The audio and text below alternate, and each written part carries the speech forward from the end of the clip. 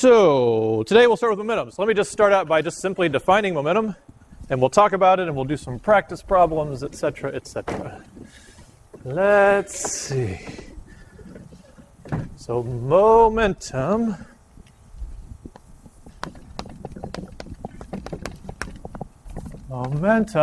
is simply mass times velocity.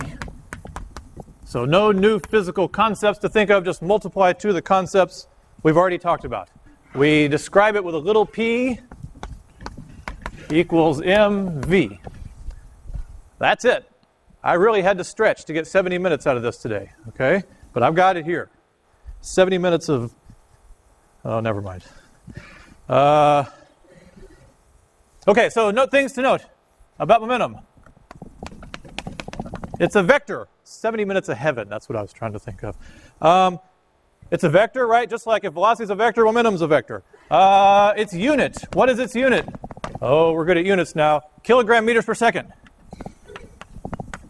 Its unit has no name.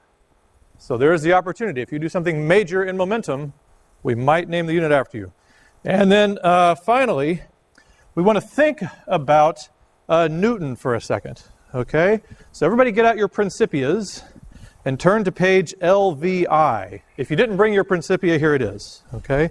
This is the actual book that Newton actually wrote, and this is what he actually said when he said his three laws. Here it is, right here in Latin. He wrote it in Latin because back then, anything important you did in Latin.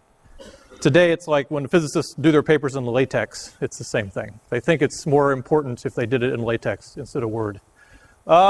So we got to read it. Oh, it's hard to see. Here you go. Here we go. It's in Latin. Does anybody here speak Latin and want to come down and translate it? I know you guys are like deathly afraid of coming up here, but you're also, anybody that knows Latin, I mean, this is your one chance in your entire life that it's actually going to be useful. And usually people get very excited. At least one of you went to some school that taught Latin. No? No Latin nerds here? Okay. All right, well, let's do it the hard way. Law 1, corpus omne perseverare in statu suo qui scient. No, okay, let's translate it. Last chance? You know you want to. Okay. Everybody perseveres in its state of rest or of uniform motion in a right line, unless it is compelled to change that state by forces impressed thereon. So that's the closest translation we can get, or that's the most accurate. So what I want to show you is that Newton was actually talking about momentum. And also the second law we'll do, he wasn't really being real specific, and his math was different from our math. But if you want to go conceptual, what he really means in the first law, an object at rest, or remain at rest, an object in motion, or remain in motion, its state of rest and its state of motion. Really, the laws are more about momentum than they are about forces and accelerations. Okay, so that's what we're going to see as we go through and think about Newton. Okay, so another thing about momentum is it was Newton's, you could interpret, state of motion, which already tells you things about it that we're not getting to until Thursday, like that it doesn't change, right? All right, so now we're going to demonstrate momentum. Do office hours change to accommodate fall recess? I don't know. Let's see. I'm not sure. We haven't thought about that yet. You guys are way ahead of us. Okay, I'm going to demonstrate momentum. Here we go. I'm a mass, and here I'm going to have velocity. Ooh, so I have constant momentum if I'm not slowing down. Momentum. Ta-da. I'm going to calculate. I got to get back over here anyway. Whoa, shit. Woo. Oh. You see, you let the board hit, and it sounds like you crashed. That's how it works. Okay. So here we go, momentum. Here's the crash card, and here's me. Whoa, shit. Whoa. Okay. So let's calculate one momentum. It's pretty easy. Okay.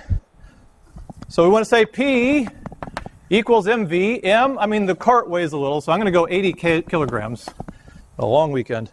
And I was going roughly, let's say, 3 meters per second. Right? 80 kilograms, 3 meters per second. Whoops, I better move that. Equals 240 meters per second. I think you could have done that calculation. But the main thing to remember is that momentum is a vector. Ah, yeah, that's not the answer, right? That's just the magnitude. Momentum is a vector. So let's make x that way, y that way, and say, oh yeah, we did call it a vector, so we need an I hat on here. It's in the x direction, 240 kilogram meters per second in the x direction. Of course, right? Kilogram meters per second. Okay? I'm going to need you guys to really pull it together for Thursday, because Thursday I need somebody to come up here and be on these with me. Okay? The engineers do it. You can do it. One of you, like, really focus for 2 days and see if you can get it together enough to come down here and write on one of those. Okay? When will the test be graded by? Somebody just got here.